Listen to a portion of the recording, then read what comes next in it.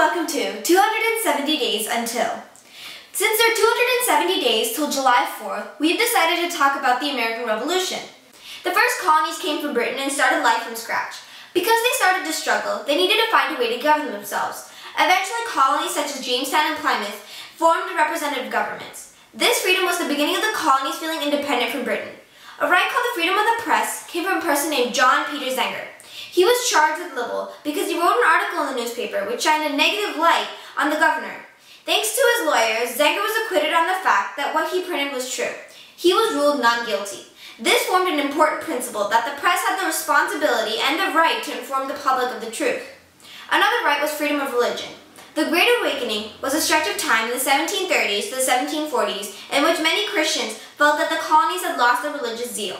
The Great Awakening's ideas that everyone could decide how to worship God the way they wanted to and led to the people thinking about the same thing in the matters of government. John Locke was one of the people who shaped the government. This Enlightenment thinker believed that the people had what he called natural rights. Natural rights are rights given to people directly by God. Those rights included life, liberty, and property. This contradicted the belief that the king gave people their rights. Locke also said that people gave up some freedom for protection of their rights from the government and that if the monarch violates people's rights, they can overthrow that monarch. These statements by Locke made people more conscious of their rights. Many people agreed to what he was saying. Another notable Enlightenment thinker, the Baron de Montesquieu, said in his book, The Spirit of the Laws, in 1748, that the government power should be separated to keep one person or group from too much power. He suggested to split the government into three branches, a legislative branch to make laws, an executive branch to enforce the laws, and a judicial branch to make the judgments based on those laws. This is the type of government that the U.S. has today. The British are not idle while all of these things are happening. After fighting the French and Indians in the French and Indian War, Britain was in need of money. Believing that they fought for the colonists, the Parliament felt that it was only fair to tax the colonies since their land was protected. The colonists did not like the taxes, not because of the cost, but because they were not represented on the Parliament. Britain issued the Stamp Acts in 1765, which taxed on paper goods. But it was repealed after the colonists boycotted. Some other issues happened between the colonists and the British. British soldiers and American colonists got into a snowball fight in March of 1770. 5 colonists were killed, and the Patriots started spreading propaganda.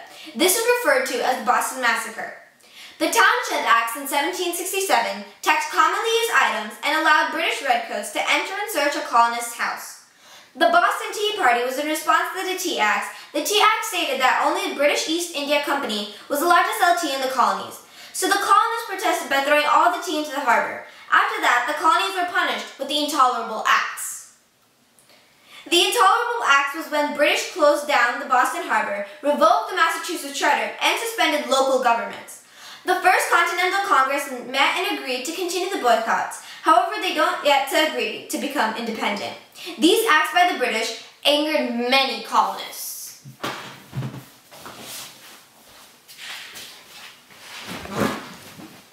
Thomas Paine's pamphlet, Common Sense, won over many colonists to the Patriot side. In June of 1776, a committee was formed to make a document telling Britain why the colonists wanted to break away. This was called the Declaration of Independence. The Declaration of Independence contained the ideas of John Locke.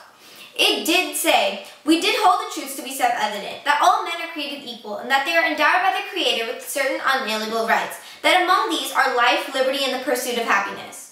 The Declaration also contained Baron de Montesquieu's ideas in Common Sense and Thomas Paine's pamphlet. Common Sense was a turning point for many colonists in wanting freedom. There were many battles against Britain. The British had a powerful navy, the best soldiers of the time, and the support from many groups like the Native Americans and the German mercenaries, who were also known as Hessians. On April 18th of 1775, the American Minutemen engaged with the British Redcoats in Lexington and Concord. After a few weeks, the Continental Congress met and made George Washington General of the Continental Army. General George Washington was forced to abandon New York City in 1776.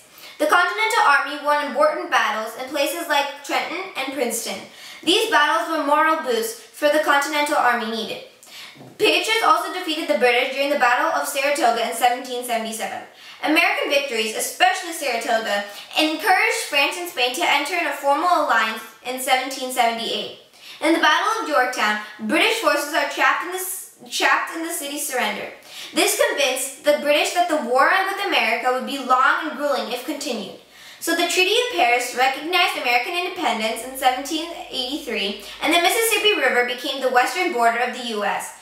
Some people in France and Spain decided to attempt revolution in their native countries after witnessing the American Revolution.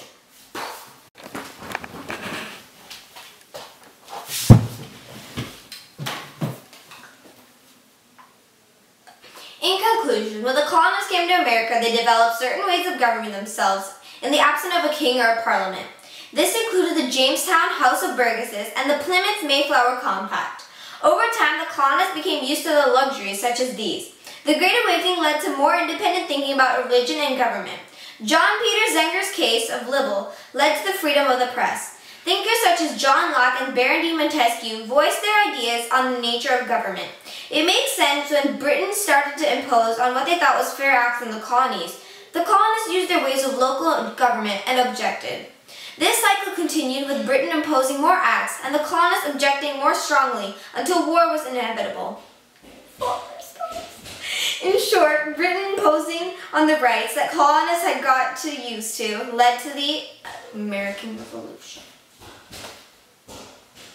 Thank you for watching this special feature on the American Revolution and the War of Independence on JAPPTV. We'll see you later. We better. I actually don't.